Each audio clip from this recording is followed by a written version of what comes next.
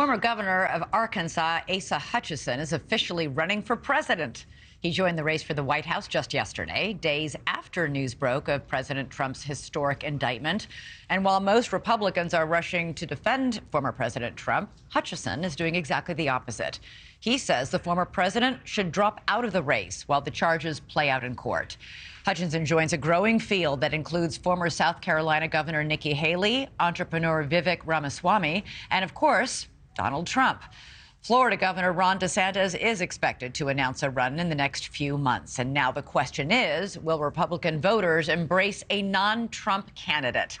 Former Governor Asa Hutchinson joins us now. And welcome to the program. I've got to ask you, why make this announcement in the midst of this legal and political maelstrom over the former president's indictment? Well, it wasn't intentional timing. I had actually said for some time that we would announce a decision in April, and so that's what we did, and the decision was to run for President of the United States. Totally unrelated to the breaking news of the indictment against former President Trump. I believe that America needs to have an alternative. I don't think they want to have a Trump-Biden contest again. I think the direction of our country needs to be filled with optimism and not isolationism.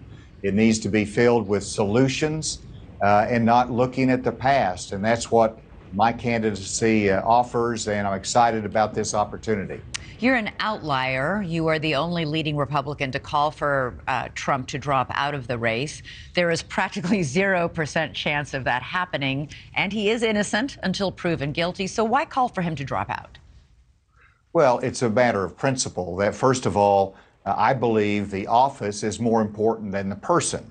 And here you're going to have distractions from 3 different investigations that is going to make it difficult for the voters to really focus on the solutions to our energy crisis or to the fentanyl that's flooding across the southern border. These are solutions that we want to talk about, and the distraction with criminal cases and investigations is not really great for America and our body politic. You're right, though. It's his decision to make, and I know he's not going to do it. I just stated my principle, and that's something that I followed for 8 years as governor, that if a public official was charged criminally, then he should step aside because the office is more important than the person. I'm curious, you had said also that after the events of January 6th, that anybody associated with that Capitol Hill riot should never be in a position of power again. What was your reaction when you heard President Trump at a recent rally play a song that he had recorded with inmates who've been convicted? Some of them pled guilty to their conduct on January 6th. To me, he's undermining our system of justice. He's undermining actually what happened on January 6th and minimizing it. And so I'm troubled by that. I think it was wrong. Obviously, he did it because it would create a stir, and he's good at creating stirs.